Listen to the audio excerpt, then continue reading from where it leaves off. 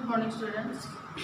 Today we'll study in the kingdom classification part 1.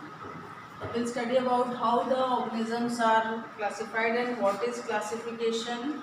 And in the previous class I explained you about why there is a need for the classification of different living organisms.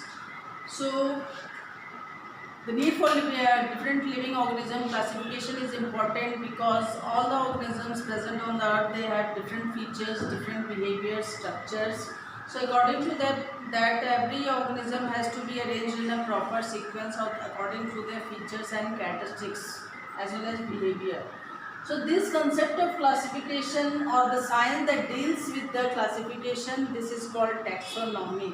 Means whenever the organisms are classified into different groups or different phylum or kingdom, so this is a whole science which deals with classification system only, that is called taxonomy.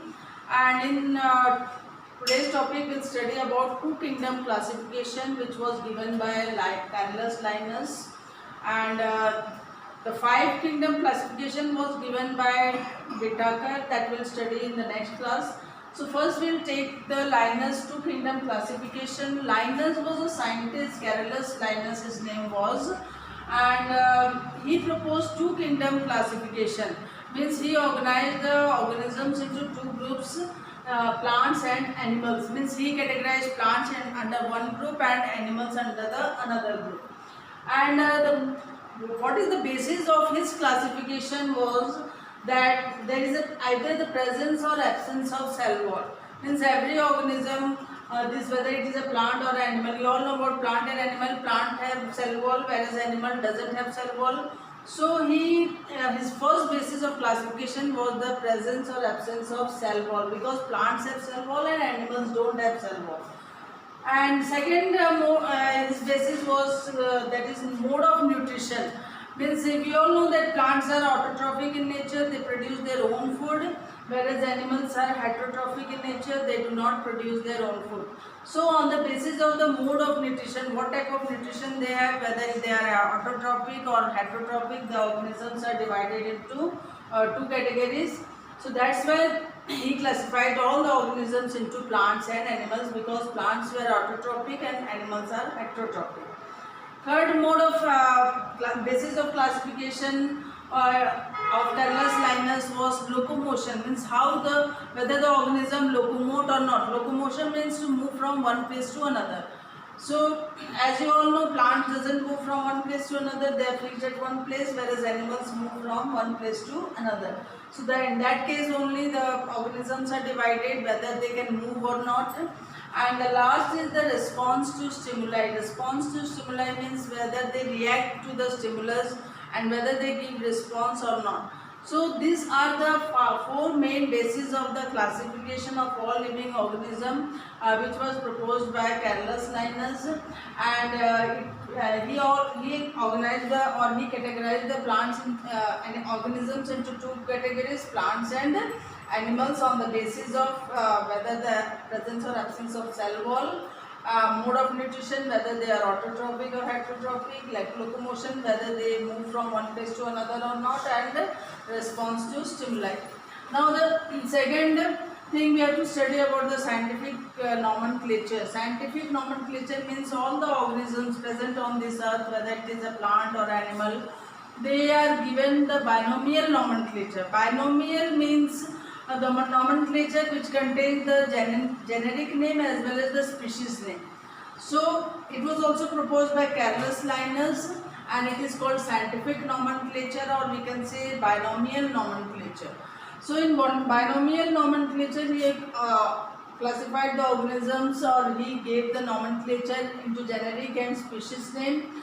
The first one which is written, that is the generic name, and the second is the species name. Generic name is always written in the capital letter and species name is always written in the small letter. So that was also, there are some rules of this binomial nomenclature, that first we should write the generic name, after that the species name, and generic name should be written in capital, start with the capital letter, and species name should start with the small letter. Like here I have given I've written Homo sapiens. Homo sapiens is the scientific name of the human being. So here the Homo is the genus, means generic name, and start with the capital H, and sapiens is the species name which starts with the small s. So here this is the genus and this is the species. So this is generic and this is species name. So generic name always starts with the capital, so we have written with capital H, and species name always starts with the small letter, that is small s. And they are always written in the Latin language. Latin language was previously used, but now it is a dead language, and always the scientific nomenclature of every living organism is written in the Latin language, and or they are also written in the italics form, and they are underlined properly whether it is a generic or the species. Like here I have written the name of the lion. The scientific name is Panthera leo. So Panthera is the generic name and Leo is the species name. So Panthera it starts with the capital P, but Leo it starts with the small letter. Mango, the scientific name is Mangifera indica. Mangifera indica, M is the capital written, that is the genus name it is, and the species, that is indica, it starts with the small letter. In the same way, potato, the scientific name of the potato is Solanum tuberosum. So Solanum it is the genus name, so it starts with the capital S, and tuberosum is the species name, it starts with the small s, small t. In the same way, Chinese hibiscus. Chinese hibiscus, its scientific name is Hibiscus rosa sinensis. So this is the generic name, that is hibiscus, starts with the capital letter, and rosa sinensis starts with the small letter. So these are all some basic rules which we have to follow while writing the scientific name of the living organism, whether it is a plant or a animal. But this type of classification also has some drawbacks, because mostly the animals are unicellular as well as multicellular.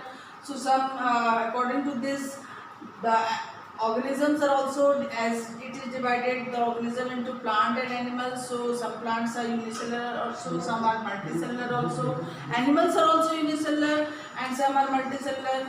The mode of nutrition, if we see, then mode of nutrition is also, some plants are mostly autotrophic, but there are some animals also which are autotrophic in nature. So there are some drawbacks in this type of classification. According to the evolutionary relationship also, there are some drawbacks which we have to see. So this type of classification is not proper. So in the next we will study that is proper, which was categorized or which was classified by Whitaker, that is the 5 kingdom classification. And his 5 kingdom classification was Monera, Protista, then another 5 name it is divided into. So that we'll study in the tomorrow's class, and today up to 2 kingdom classification we have studied how the organisms are divided into 2 categories, that is plants and animals. Thank you.